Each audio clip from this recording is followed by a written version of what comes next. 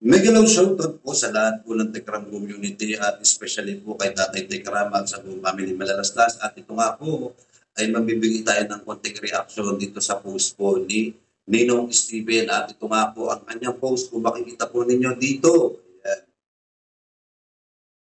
So ayan po, babasahin po natin ang post po ni Ninong Steven about nga po dito sa nangyaring Together as One nga po dito sa party. Ayan. Uh,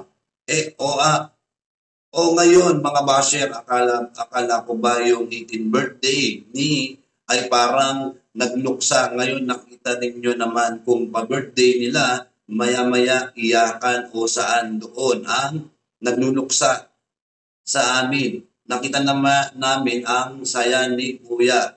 At sabi niya, first time niyang nag-birthday na hindi bilang ang kilos niya at kasama pa ang pamilya ngayon.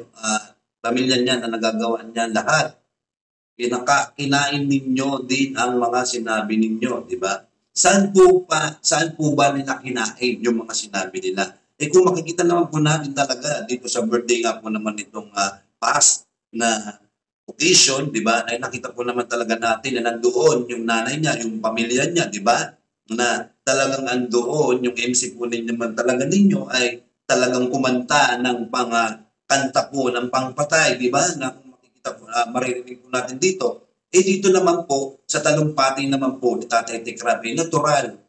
Magkakaganon po siya, di ba? Magiging emotional po, di ba? Dahil nga po sa 5 taon na pagmamahal nitong batang kargador na to, siyempre, hindi po biro o di ganun kadali mag-move on. Lalong-lalo na sa nabanggit nga po ni Tatay Tekram na siya ang dahilan ng lahat ng ito.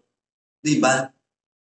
Tapos sasabihin nyo na gano'n na kinain nila yung mga pinagsasabi ng mga Tekram. Hindi nila kinain. At least dito, makikita po natin dito sa nangyaring Together as One, masaya tagumpay po ang kanilang party. Di ba? Meron po sila cake na hindi po mabilang kung ilang piraso po yung cake. Di ba? Meron po silang 2 lechon. Di ba? Sa inyo po ba? Di ba? Isa lang ang lechon nyo at wala namang ganong nakitang pagkain. At least dito sa nangyaring Together as One, napakarami po ng handa, di ba? Lahat po ng tao nag-enjoy. Kung makita po natin ng daming tao sa Together as One party, di ba? Pero kayo, di ba, iilan lang kung tutuusin ay talagang maayos at mas maganda po ang kinalabasan ng kanilang ginawang party o occasion, di ba? Ikaw, anong nakita mo? Kaingitan? Naiingit ka? Kaya ka lagi na-propose? Naiingit ka kay Tatay Tikram dahil gusto nyo tapatan si Tatay Tikram pero hindi nyo kayang tapatan si Tatay Tikram, di ba? Ilan ba kayo? Di ba 4 kayo? Nandyan si Ninong S, nandyan si Ninong F, nandyan si Ninong R, at nandyan din po si Ninang Wakwak. 4 kayo, pero ni isa hindi nyo kayang tapatan si Tatay Tikram, di ba? Kung makikita po natin dito, talagang hindi nyo kayang babagsakin ang nag-iisang Tekram. Di ba? Kayo, hanggang ngayon umiiral pa rin sa inyo ang galit. Diba? Wala kayong maiita. Nandiyan na di ba? Nangyari na, natapos na, nakita na ng mga tao kung paano minahal ni Tatay Tekram ang batang kargador. Kayo, dahil sa kagustuhan ninyo, dahil sa kagustuhan ninyong gumawa ng mga agenda ninyong hindi maganda, wilakwak ninyo itong bata. Ikaw, mag-post ka man ng ilang beses, mananatili pa rin sa'yo yung galit at bukot. Di ba? Hindi yan makakatulong sa sarili mo. Di ba? Pwedeng-pwede kang ma-depress dahil sa galit mo. Di ba? Kumbaga sa galit mo na yan, marami kang makakaaway, marami kang hindi makakasundo. Di ba? Isa lang dyan, nang dahil sa galit mo, patuloy kang gumagawa ng hindi maganda sa iyong community, di ba? Lalo na sa mga kapwa mo wakwak, di ba? Kumbaga dito ngayon, nag-iingitan na nga kayo, hindi nyo lang matanggap yung pag-iingit ninyo sa sarili ninyo. Di ba? At least dito, kay Tatay Tekram, andun pa rin yung pagmamahal sa community ng Tekram. Lumuwa man siya, at least, alam namin sa sarili namin at ng mga viewers na si Tatay Tekram, kaya niya po nagagawang lumuwa ay dahil sa kanyang pagmamahal. Di ba? Hindi mawawala at hindi nawawala kay Tatay Tekram yung pagmamahal niya at napakalawak niyang puso. Kayo, patuloy kayong umiiyak sa kagustuhan ninyong magiganti. Wala naman dapat kayong ipagiganti. Kung tutuusin, kayo dapat ang pagigantihan ng mga Tekram community o ni Tatay Tekram dahil kayo ang lumasot at sumira ng relasyon nila bilang mag-ama.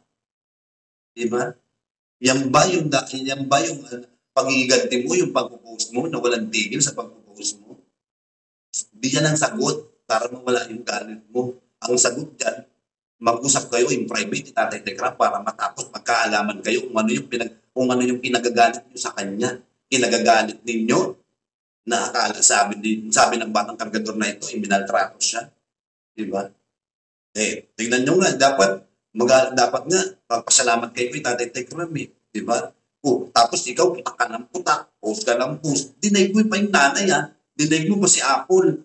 Samantalang si Apple, nananahimik din. Hanggang ngayon, nananahimik pa rin. Ikaw, putak ka ng putak, parang kit ng manok. Diba? Hindi ka makamove sa galit mo. Diba? Pagdasal ka para kahit paano, luminaw naman sa kukote mo o sa isip mo na sa paggaganyan mo, sa pagpo-post mo para kahit paano magkaroon ng kapayapaan sa isip mo at sa puso mo. Wala naman magandang dulot yan yung pagiganti mo. Diba? Yung pagiging bitter mo sa tao. Dapat kung tutuusin, magpasalamat kayo kay Tatay Tekram dahil kahit paano nakilala nyo itong batang kargador na to. Kung hindi kay Tatay Tekram, wala kayo ngayon na inagaw na bata. Diba? Ngayon, sobra na talaga Diba?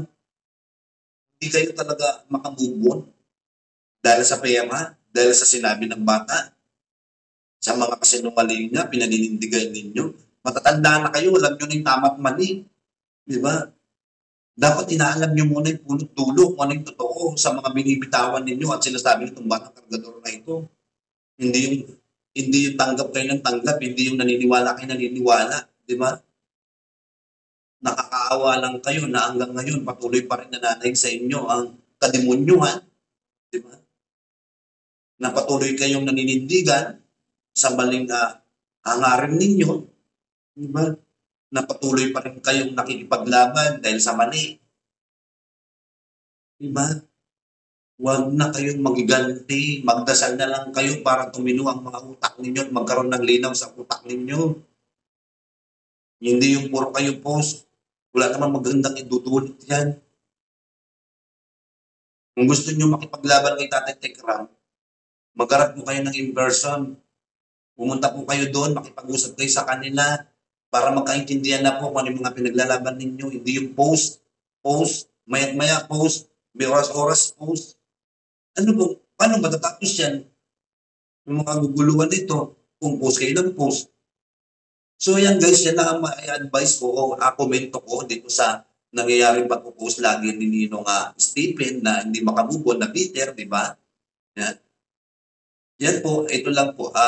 Sa mga hindi pa po nakapollow at nakasubscribe dito sa channel na to, na Rolly TV Vlogs, pwede po kayo magbigay ng sarili niyong opinion dyan sa baba ng comment section. And maraming salamat po. God bless po.